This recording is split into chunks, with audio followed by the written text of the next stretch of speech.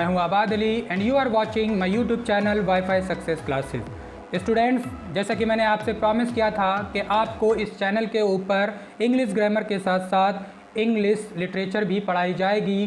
तो बच्चों, आपका वो वक्त सामने आ गया और हम आज आपके सामने प्रस्तुत हैं आपके लिए एक ऐसा वीडियो लेकर जिसमें आज हम आपको पढ़ाएंगे लिटरेचर की पोइट्री किताब से आपको हम एक पोएम पढ़ाएंगे। और ये क्लास 12th की लिटरेचर है और क्लास 12th की पोइट्री बुक से हम आपको सेकंड पोएम पढ़ाने जा रहे हैं। आप सोच रहे होंगे कि जब स्टार्ट किया है तो पहली पोएम क्यों नहीं पढ़ाई। तो बच्चों, पहली पोएम थोड़ी लेंदी है और अनइंटरेस्टिंग है, लेकिन ये जो दूसरी पोएम है वो आप लोगों के लिए बहुत ही इंटरेस्टिंग है और छोटी सी पोएम है। तो मुझे ऐसा लगा कि पहले दिन वीडियो ज़्यादा लेंदी नहीं होना चाहिए, थोड़ा सा शॉर्ट रहना चाहिए, इसलिए मैंने सेकंड पोएम को प्रीफर किया है ताकि ये वीडियो भी छोटी रहे और आपके लिए ये पोएम जो है इंटरेस्टिंग रहे ताकि आपको मज़ा आए। तो आज आप पढ़ने जा रहे हैं poem number second, the true beauty, class 12th, जो कि आपके सामने लिखा हुआ है क्लास 12th पोइट्री। अगर आपको नहीं पता तो मैं आपको बता दूं, क्लास 12th में पहली बुक है पोइट्री की, इसमें आपको 10 पोएम्स पढ़नी है, और दूसरी बुक है प्रोज की जिसमें आपको 7 लेसन्स पढ़ने हैं, और तीसरी बुक है शॉर्ट स्टोरी जिसमें आपको 4 शॉर्ट स्टोरीज़ पढ़नी हैं, और जो 4th बुक है वो है आपकी मर्चेंट ऑफ वेनिस जिसमें एक पूरा ड्रामा पढ़ना है। बच्चों, ये पूरी जो लिटरेचर का पोर्शन है जिसमें 4 बुक्स आपको पढ़नी है, पूरी की पूरी लिटरेचर बहुत ही ज़्यादा इंटरेस्टिंग है और मेरे जैसा जब आपके सामने होगा तो श्योरली लिटरेचर में इंटरेस्ट ऑटोमेटिकली बढ़ ही जाएगा। तो इसलिए आज हमारी सबसे पहली बुक से पोइट्री से दूसरी पोएम जिसका नाम है ट्रू ब्यूटी, जो आपको स्क्रीन के ऊपर आपको पूरी पोएम दिखाई पड़ेगी। आपको जो है सिर्फ एक नोटबुक लेकर बैठना है, पेन हाथ में रखना है, क्योंकि जो भी डिफ़िकल्ट वर्ड आएंगे वो हम आपको यहाँ पर लिखकर दिखाएंगे और इस स्क्रीन के दूसरी साइड यानी कि मेरे लेफ्ट हैंड साइड पर आपको पूरी पोएम स्क्रीन पर दिखाई दे रही है। इस स्क्रीन के ऊपर आप उन line to line, words to words देखते रहें। हम आपको इस पोएम को words to word, line to line आपको एक्सप्लेन करेंगे, पढ़ाएंगे, और ये पोएम बहुत ही इंटरटेनिंग होगी और आप कॉपी पेन से जो भी पॉइंट नोटेबल होंगे आप उनको नोट करते रहेंगे। सो बच्चों, विदाउट वेस्टिंग द टाइम हम स्टार्ट करते हैं पोएम। और पोएम की एक एक लाइन, एक एक वर्ड महत्वपूर्ण है जिस पे आप फोकस करते रहें। आपकी स्क्रीन के ऊपर दी हुई है एक एक लाइन, एक एक वर्ड, तो देखें। बच्चों, पोएम को स्टार्ट करने से पहले हमेशा आपके लिए ये महत्वपूर्ण है कि सबसे पहले आप जो हैं पोएम का नाम और उसका पोइट, ये उसके बारे में जानना जरूर आपके लिए आवश्यक है। So first of all I would like to tell you that the name of the poem is true beauty and it is composed by Thomas Carew. आज की जो हमारी पोएम है ये पोएम है ट्रू ब्यूटी, और इस पोएम को, ट्रू ब्यूटी को कंपोज किया है थॉमस कैरियो ने।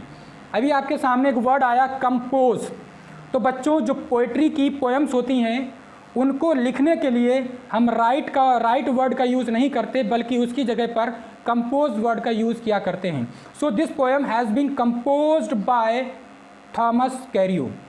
थॉमस कैरियो जो कि एक ब्रिटिशर्स थे, he was highly romantic and the poet of lyrics. Thomas Carew जो थे बहुत ही रोमांटिक प्रवृत्ति के व्यक्ति थे। He use to love to nature, love and romance. उनको प्रकृति से बहुत प्रेम था, लव एंड रोमांस के प्रति वो बहुत ही ज़्यादा अट्रैक्टिव रहते थे।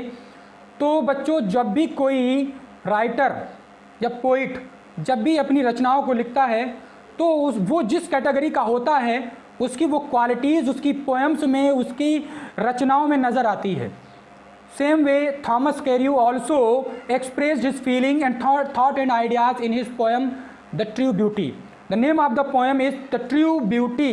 The true beauty, the true beauty means सच्ची सुंदरता। पोएम के नाम में ही पोएम का पूरा कंटेंट यानी कि सेंट्रल आइडिया छिपा हुआ है कि थॉमस कैरी के अकॉर्डिंग जो ट्रू ब्यूटी है, जो सच्ची सुंदरता है, वो क्या है। ये पोएम लिरिक है। लिरिक एक पोएम का प्रकार होता है। आपको शॉर्ट में बता दूं, ऐसी छोटी पोएम जो किसी म्यूज़िकल इंस्ट्रूमेंट के साथ में गाई जाती है, जो फुल ऑफ म्यूज़िक होती है, रोमांटिक होती है, फुल ऑफ थॉट होती है, फुल ऑफ आइडियाज़ होती है, highly and deeply attractive and affective होती है। ऐसी पोएम को लिरिक कहते हैं। तो ये लिरिक जो कि बहुत ही प्यारा लिरिक है, आपको बहुत पसंद आने वाला है। So let's start one by one. So keep focusing on the board, there the lines are being highlighted. Board के ऊपर, लाइन्स के ऊपर आप अपना ध्यान केंद्रित रखें। वन बाय वन हम लाइन को स्टार्ट करते हैं, एक एक वर्ड को आपको एक्सप्लेन करेंगे।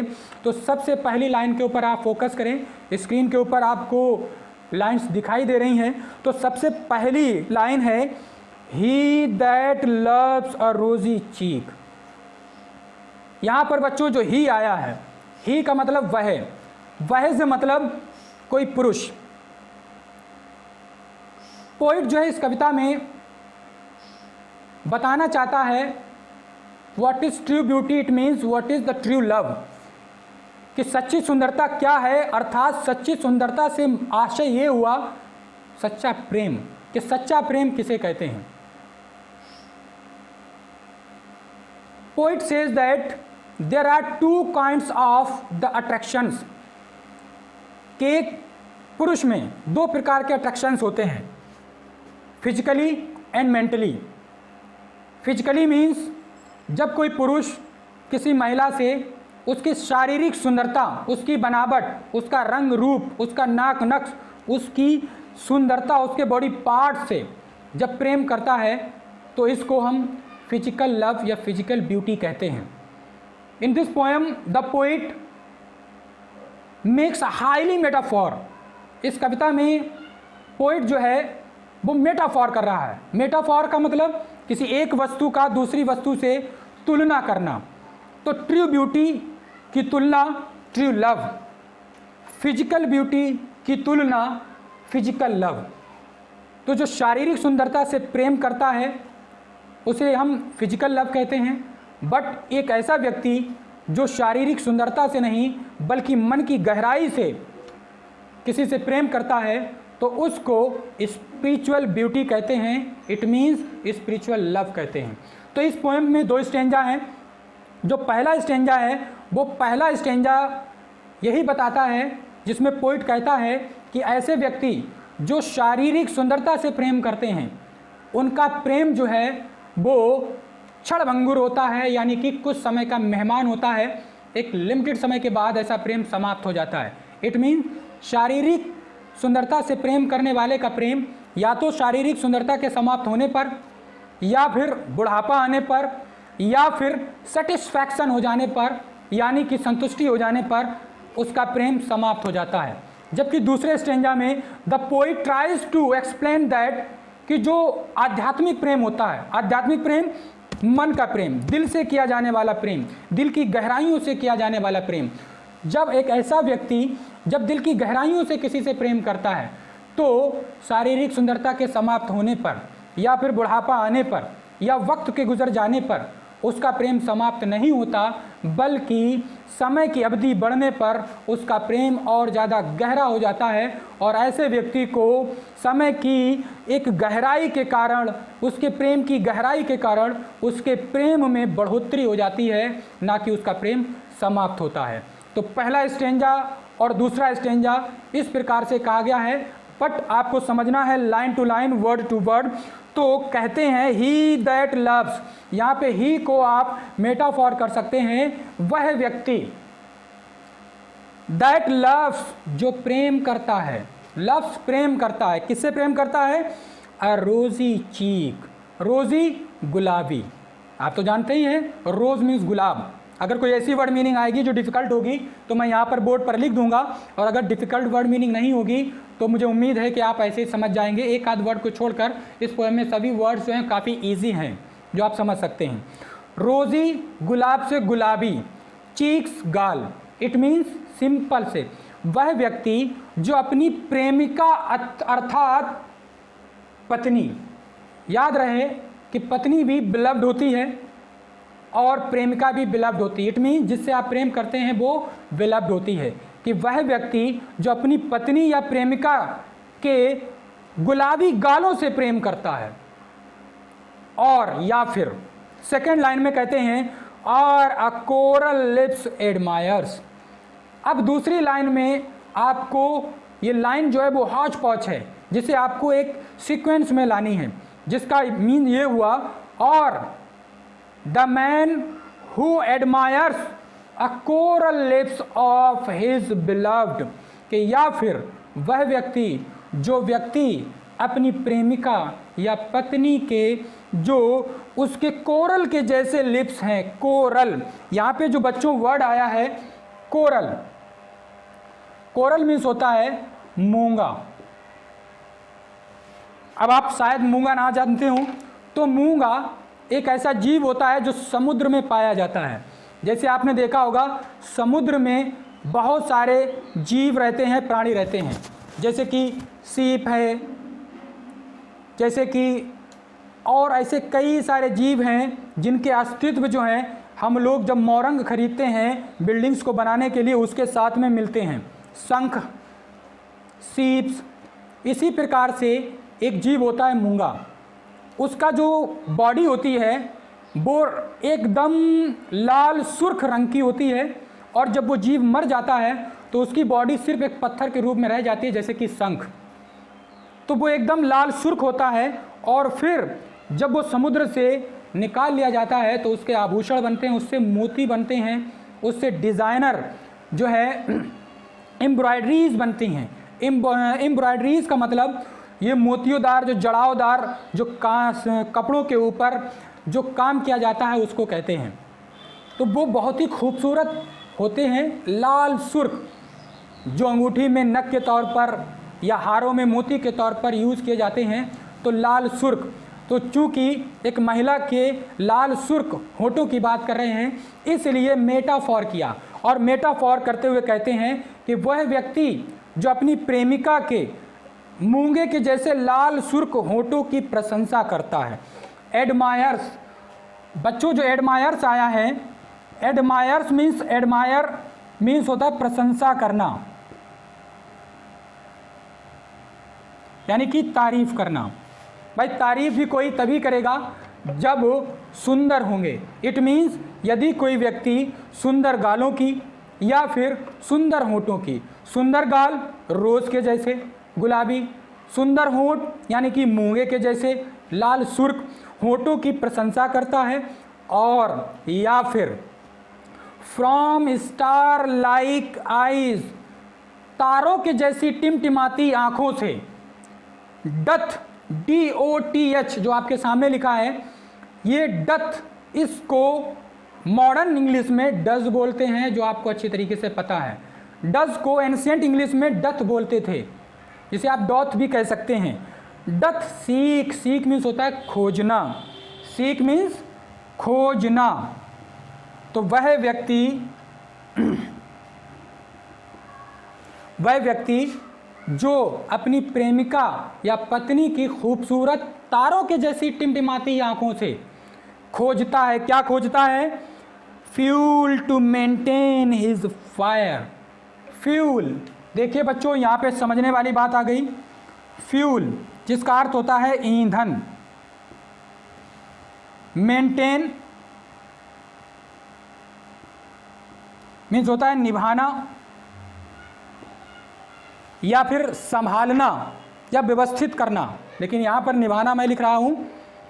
और फायर, फायर मीन्स आप जानते हैं आग, लेकिन यहाँ पर मेटाफॉर किया गया है, तो यहाँ पर फायर का मीनिंग है प्रेम यानी कि लव। यहाँ पर लाइन में जो कि आपको दिया गया है फोर्थ लाइन में, यहाँ पर फायर का अर्थ है लव। इट मीन्स कहते हैं fuel to maintain his fire, कि वो अपनी प्रेमिका की खूबसूरत टिमटिमाती आँखों से अपने प्रेम को निभाने यानी कि बरकरार रखने के लिए। फ्यूल यानी कि ईंधन से मतलब प्रेरणा। ये जो ईंधन लिखा है इसका जो पोएट्री में मतलब है वो मतलब है प्रेरणा। वैसे तो फ्यूल का मतलब ईंधन, तो फायर का मतलब आग, लेकिन जब आप पोएट्री में देखेंगे तो यहाँ पर फायर का मीन्स है लव और जो फ्यूल है फ्यूल का अर्थ है प्रेरणा। तो पोएट्री के मुताबिक प्रेरणा और लव, और वैसे आपके सामने लिखा है ईंधन और आग। तो बताते हैं, कहते हैं या फिर ऐसा व्यक्ति जो अपनी प्रेमिका की खूबसूरत टिमटिमाती आँखों से अपने प्रेम को जिंदा रखने के लिए या बरकरार रखने के लिए उसकी टिमटिमाती आँखों से प्रेरणा को ढूंढता है। एंड नेक्स्ट लाइन, तो in third line the poet says और from star like eyes doth seek, और कवि कहता है कि वह व्यक्ति जो अपनी पत्नी या प्रेमिका की खूबसूरत टिमटिमाती आँखों से खोजता है, क्या खोजता है? फ्यूल। फ्यूल का मतलब प्रेरणा। टू मेंटेन हिज फायर, अपने प्रेम को बरकरार बनाए रखने के लिए। अर्थात कि जब कोई व्यक्ति अपनी पत्नी या प्रेमिका की खूबसूरत टिमटिमाती आँखों में अपने प्रेम को बरकरार बनाए रखने की प्रेरणा को ढूंढता है, तो कहते हैं ऐसा प्रेम जो कि खूबसूरत गुलाबी गालों से या कोरल के जैसी खूबसूरत होठों से या फिर टिमटिमाती तारों के जैसी आँखों से प्रेम जो किया जाता है, वो प्रेम as old time makes this decay, जैसे ही बुढ़ापा आता है। आप देखें line number 5, as old time makes this decay, जैसे ही ओल्ड टाइम बुढ़ापा, मेक्स दिस डिके बुढ़ापा आता है, तो बुढ़ापा इन सारी चीज़ों को नष्ट कर देता है। यहाँ पर वर्ड आया बच्चों डिके। डिके का मतलब होता है नष्ट कर देना, नष्ट करना।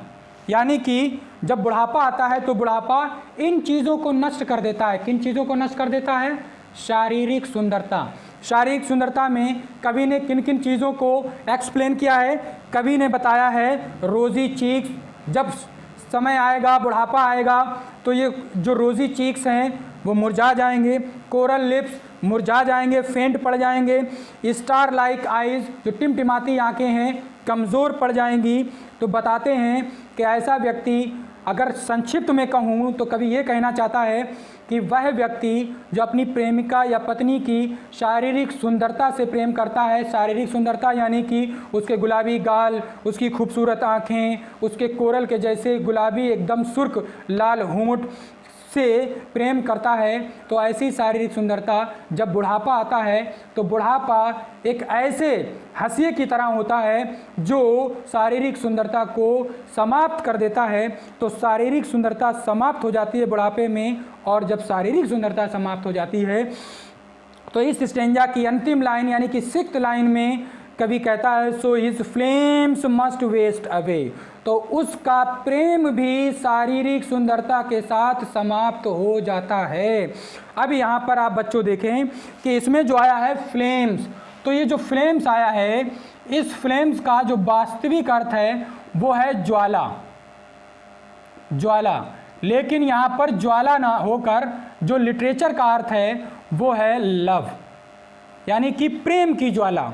तो ऐसे व्यक्ति का प्रेम जब शारीरिक सुंदरता समाप्त हो जाती है, शारीरिक सुंदरता बुढ़ापे के साथ समाप्त हो जाती है, सम टाइम बीमारी के कारण समाप्त हो जाती है, कभी कभी दुर्घटनाओं के कारण समाप्त हो जाती है।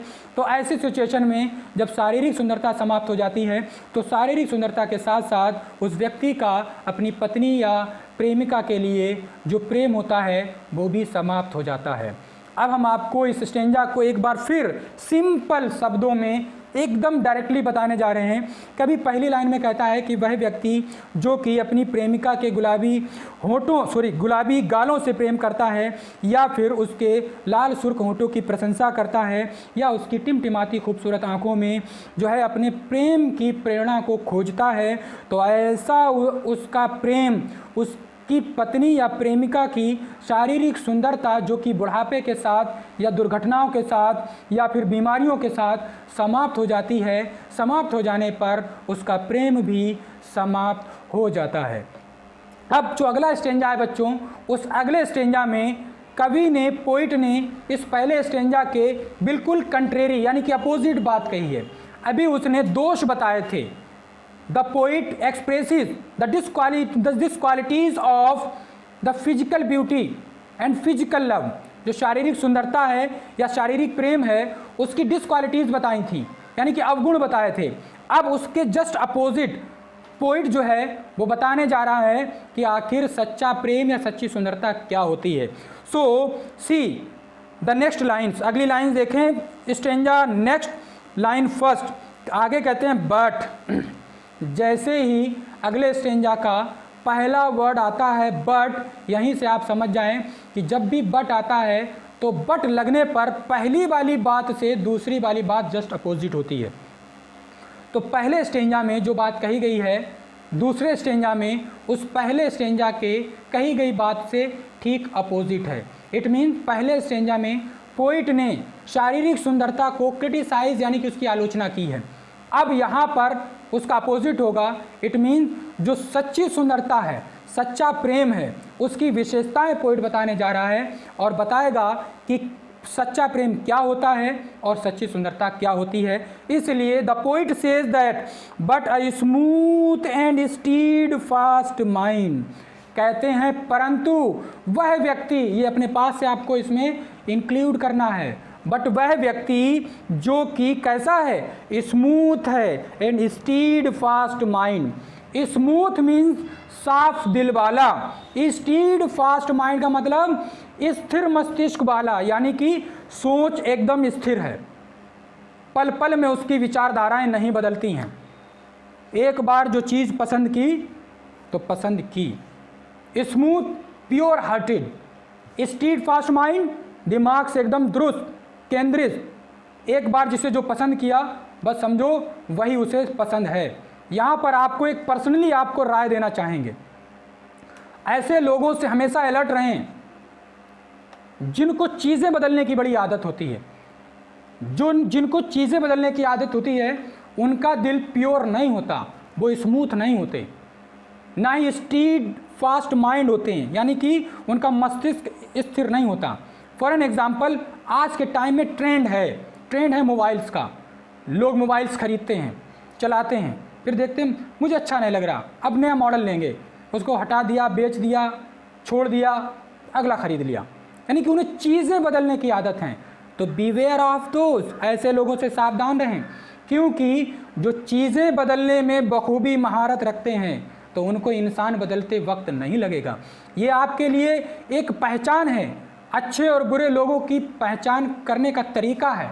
आप पहचान सकते हैं कि कौन ट्रू ब्यूटी पे विश्वास करता है, ट्रू लव करने वाला है, और कौन फिजिकल ब्यूटी पे विश्वास रखने वाला है और फिजिकल लव करने वाला है। क्योंकि जो चीज़ों में अस्थिर हैं, कभी ये चीज़ पसंद है, कभी वो चीज़ पसंद है, आज ये चीज़ बड़ा पसंद आई, कल नहीं आ रही। तो जो चीज़ों को बदलते रहते हैं वो इंसान भी बदल सकते हैं। तभी पोइट कहता है कि ऐसा व्यक्ति जो मन से पवित्र होता है, प्योर हार्टेड होता है और दिमाग से स्थिर होता है, यानी कि एक बार वो जिसे पसंद करता है, एक बार वो जिससे प्रेम करता है, वो अपनी प्रेमिका को ताउम्र प्रेम करता है, वो अपनी पत्नी को ताउम्र प्रेम करता है।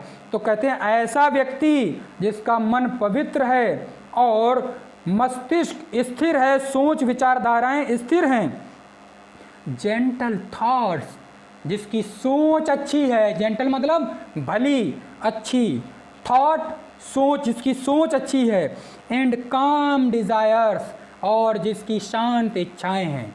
काम मीन्स शांत, डिज़ायर्स इच्छाएं। जैसे कि एग्जाम्पल के तौर पर भूख लगी, खाना मिल गया, बस खुश, जैसा मिल गया पेट भर गया बस ठीक। लेकिन वहीं पर कुछ लोग होते हैं पेटू टाइप के, कितना भी खाना मिले उनका पेट नहीं भरता, अच्छा खाना जैसे दिख गया तो पेट भरा है फिर भी खा लेंगे। या फिर कुछ लोग ऐसे होते हैं चीज़ों को पाने की चाह होती है, कोई चीज़ हासिल कर ली फिर उनका और दूसरी चीज़ हासिल करने की, ये भी पालें वो भी पालें, अमीरी, धन दौलत, ये वो, दौलत के पीछे भागना, चीज़ों के पीछे भागना, गाड़ी मोटर के पीछे भागना, ये सारी चीज़ों के पीछे भागते हैं। तो कहते हैं ऐसे लोग एग्जैक्टली गुड नहीं होते। जबकि पोइट के अनुसार कौन से लोग अच्छे होते हैं? काम डिज़ायर, जिनकी शांत इच्छाएं होती। शांत इच्छाएं, उन्होंने जो चीज़ पसंद की, उन्होंने वो चीज़ पा ली, अब उससे संतुष्ट हैं। उनको मोबाइल ख़रीदना था, उन्होंने ख़रीद लिया, अब नए से नए, कीमती से कीमती, सुंदर से सुंदर मोबाइल आ रहे, उनके ऊपर फ़र्क नहीं पड़ता। तो वो शांत इच्छाओं वाले व्यक्ति हैं। एक बार जो चीज़ पसंद कर ली, उसको हमेशा अपने गले से लगा कर रखते हैं। इसी प्रकार से कुछ प्रेम का भी हाल है। जो काम डिज़ायर्स वाले व्यक्ति हैं, तो वो जिसे प्रेम करते हैं सिर्फ उसी को प्रेम करते हैं और ताउम्र प्रेम करते हैं। उसके सिवा उन्हें कोई अच्छा नहीं लगता, चाहे भले ही दूसरा उनके प्रेमिका से या उनकी पत्नी से चाहे कितना अधिक सुंदर और खूबसूरत क्यों ना हो, लेकिन उनकी पसंद सिर्फ वही होती है जिसको उन्होंने फर्स्ट टाइम उन्होंने प्रेम किया। तो कहते हैं शांत इच्छाओं वाला व्यक्ति। और आगे कहते हैं heart with equal love combined, और ऐसा व्यक्ति जिसके दिल में सदा एक जैसा प्रेम बसता हो, टाइम टू टाइम बदलता ना हो। आजकल के एग्जाम्पल्स आपको देखने को मिलते हैं कि किस प्रकार से लोग पहले प्रेम करते हैं और कुछ समय के बाद जब कोई ज़्यादा सुंदर कुछ अच्छा मिल जाता है तो पहले वाले इंसान को छोड़ दिया करते हैं। या फिर ऐसे एग्जाम्पल देखने को मिलते हैं, नई नई शादी हुई, तारे ज़मीं पर बेहद खुशी हुई, पति पत्नी का प्रेम 7वें आसमान पर, but slowly and slowly time गुजरता गया, साल से 2 साल हुई, नतीजा पता ये चला कि अब जो है पति पत्नी को एक दूसरे के प्रति कोई ख़ास अट्रैक्शन और प्रेम नहीं। तो ये एग्जाम्पल्स हैं। लेकिन वो व्यक्ति जिसके दिल में सदा एक जैसा प्रेम बसता है, उसके प्रेम में कोई बदलाव नहीं आता। जब उसके लिए वो प्रेमिका थी तब भी वो उसको उतना ही प्रेम करता था, जब वो उसकी वाइफ बनी तो भी वो उसको उतना ही प्रेम करता था, और बुढ़ापा आने के साथ साथ जब सुंदरता समाप्त हो गई तब भी वो उससे उतना ही प्रेम करता है। तो ऐसा व्यक्ति जो है जिसके दिल में सदा एक जैसा प्रेम बसता है, kindle never dying fire. Kindle का मतलब होता है प्रेरणा, यानी कि आग, जो यहाँ पर अर्थ है प्रेरणा। नेवर, कभी नहीं, डाइंग फायर, ऐसे व्यक्ति की ज्वाला कभी समाप्त नहीं होती। ज्वाला समाप्त नहीं होती से आशय है ऐसे व्यक्ति का प्रेम कभी भी समाप्त नहीं होता। तो बच्चों 2 लाइन जो भी मैं आपको बाद में एक्सप्लेन करूंगा, उससे पहले ये 4 लाइनें दोबारा आप सुन लें ताकि आपको एकदम फ्लो में उसका हिंदी अर्थ समझ में आ जाए। कवि कहता है but a smooth and stead fast mind, लेकिन वह व्यक्ति जो अपनी प्रेमिका या पत्नी से बेहद प्रेम करता है और वो मन से पवित्र है और मस्तिष्क से स्थिर है, जेंटल थॉट और उसकी अच्छी विचारधाराएं हैं, एंड काम डिज़ायर और उसकी शांत इच्छाएं हैं, heart with equal love combined, और उसके दिल में उसकी प्रेमिका या पत्नी के लिए सदा एक जैसा प्रेम बसता हो। कहते हैं ऐसे प्रेमी का प्रेम किंडल नेवर डाइंग फायर, उसका प्रेम समय के साथ या सुंदरता के साथ या वक्त बदलने के साथ कभी भी उसका प्रेम समाप्त नहीं होता। और अंत की 2 लाइनों में पोइट बड़ा ही एग्रेसिव होकर, बड़ा ही मोस्ट कॉन्फिडेंट होकर, being most confident and aggressive, the poet says that where in the love there is not these kind of the things, then he says that then I hate the lovely cheeks, rosy cheeks and coral like lips and star like eyes। तो कहता है कि where these are not, where जहाँ, these are not, ये चीज़ें नहीं हैं। कौन सी चीज़ें नहीं हैं? सच्चे प्रेम की विशेषताएं, सच्चे प्रेम की विशेषताएं जो अभी स्टेंजा में 4 लाइनों में समझाई। क्या? कि यही पवित्र हृदय, स्थिर मस्तिष्क, अच्छी विचारधाराएं और शांत इच्छाएं और दिल में सदा एक जैसा बसने वाला प्रेम। कहते जहाँ प्रेम के बीच में, यानी कि 2 प्रेमियों के बीच में ये सारी क्वालिटीज़ नहीं हैं तो कहते हैं तब आई डिस्पाइज, तो मैं नफरत करता हूँ। डिस्पाइज में होता है हेट, डिस्पाइज मीन्स होता है हेट, हेट यानी कि नफरत करना। तो कहते हैं तो मैं नफरत करता हूँ, किससे नफरत करता हूँ? लवली चीक्स और लिप्स और आईज, इन सुंदर और प्यारी प्यारी आँखों से, होठों से और गालों से, अर्थात शारीरिक सुंदरता से। तो ये थी बच्चों पोएम। अब मैं आपको लास्टली इस पोएम का हिंदी अर्थ डायरेक्टली और सीधा बताने जा रहा हूँ। तो इस प्रकार से आप एक पोएम को 3 राउंड में पढ़ रहे हैं, यानी कि 3 बार मैं एक्सप्लेन कर रहा हूँ। तो तीसरी बार देखें, कवि थॉमस कैरियो पोएम में कहते हैं कि वह व्यक्ति जो अपनी प्रेमिका या पत्नी की शारीरिक सुंदरता से प्रेम करता है और साथ ही साथ उसकी खूबसूरत तारों के जैसी टिमटिमाती आँखों से अपने प्रेम की ज्वाला को बरकरार रखने की प्रेरणा को खोजता है, तो उसका प्रेम समय के साथ जब उसकी पत्नी या प्रेमिका की शारीरिक सुंदरता समाप्त हो जाती है तो उसका प्रेम भी समाप्त हो जाता है।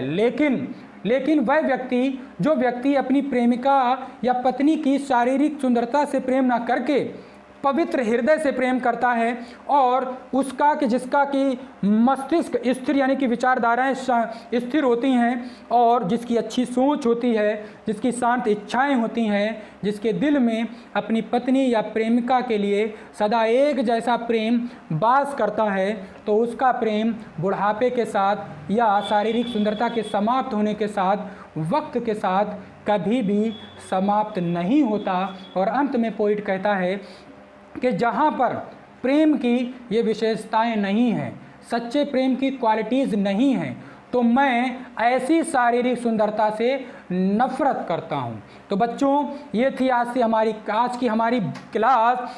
मुझे यकीन है कि आपको ये पोएम बहुत ही अच्छे से समझ में आई होगी, आपको बहुत ही इंटरेस्टिंग लगी होगी। अगर आप हमारे इस चैनल पे नए हों तो हमारे इस चैनल को सब्सक्राइब करें और हाँ, बेल आइकन को प्रेस करना ना भूलें। और बेल आइकन को प्रेस करते समय याद रखें कि आपको नोटिफिकेशन वाला ऑल लिखा हुआ वाला बेल आइकन जो कि टॉप पर होता है उसी को प्रेस करना है, ताकि आपको मेरी आने वाली हर वीडियो की नोटिफिकेशन तुरंत के तुरंत मिल सके और आप मेरी वीडियोस तुरंत के तुरंत देख सकें। That's it.